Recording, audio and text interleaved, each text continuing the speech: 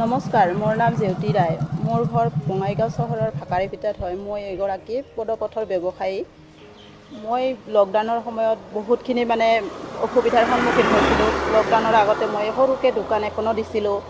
তাৰপিছত লকডাউনৰ সময়ত বহুতো অভাৱ অভিযোগৰ সন্মুখীন হৈছিলোঁ। মই বঙাইগাঁও পৌৰসভা অফিচৰ পৰা খবৰ পালোঁ যে তাতে PM স্বনিধিৰ যোগেদিয়ে 10,000 টকাকৈ লোন দিয়ে পদপথৰ ব্যৱসায়ীবিলাকক। তেনেকৈ মই 10,000 টকাটো সিহঁতৰ লগত বিষয়া কৰ্মচাৰীসকলৰ লগত যোগাযোগ কৰি কিনে 10,000 টকাটো পালোঁ।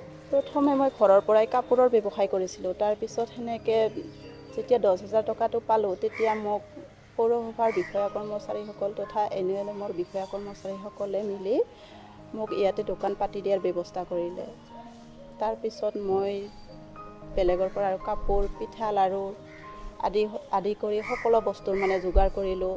10,000 টকাটো মই সময়মতে পৰিশোধ কৰাৰ কাৰণে 20,000 টকাটো পালোঁ আৰু 20,000 টকাটো সময়মতে পৰিশোধ কৰাৰ কাৰণে আজি মই 50,000 পাবলৈ সক্ষম হৈছোঁ। আগতে মই লাড়ু পিঠাখিনি বেলেগৰ পৰা সংগ্ৰহ কৰিছিলোঁ আৰু এতিয়া মই 50,000 লোনটো পোৱাৰ পিছত ঘৰতে মই দুগৰাকী ওচৰৰ মহিলা লৈ কিনে ঘৰতে বনাবলৈ আৰম্ভ কৰিলোঁ আৰু তেওঁলোককো সংস্থাপন দিবলৈ সক্ষম হ'লোঁ। PM স্বনিধি আঁচনিৰ যোগেদিয়ে মই বহুতকেইটা অফিচৰ বিষয়া কৰ্মচাৰীৰ লগত চিনাকি হ'লোঁ আৰু তেখেতসকলে মোৰ পৰা মেল মিটিং হ'লে লাড়ু পিঠা বা গামোচা লয়।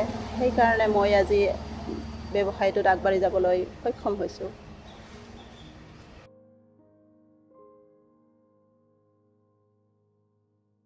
নমস্কাৰ, মোৰ নাম শ্ৰী সুৰবালা দাস। মোৰ বয়স 75 বছৰ। 3 বছৰ ধৰি এই শাক পাচলিৰ দোকানখন মোৰ আৰু পৰিয়ালৰ খৰচ চলাই আছিল।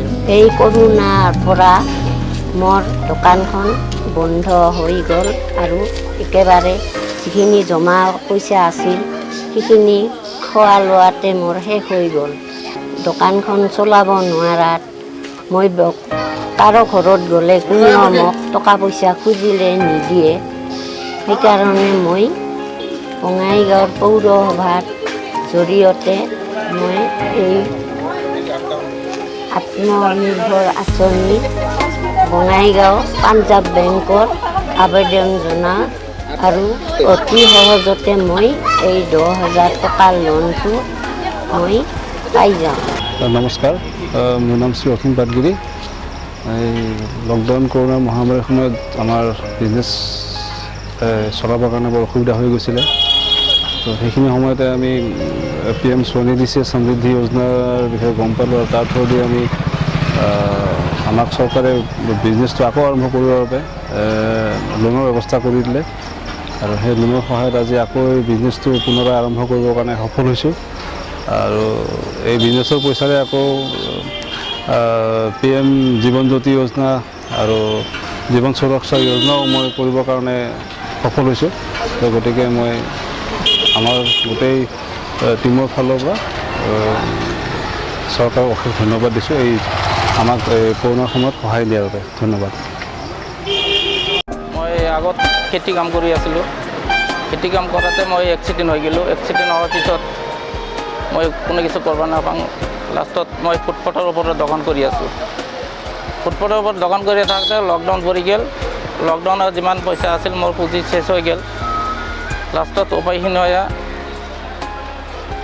এই আঁচনিৰ দ্বাৰা মই 10,000 টকা লোন লৈ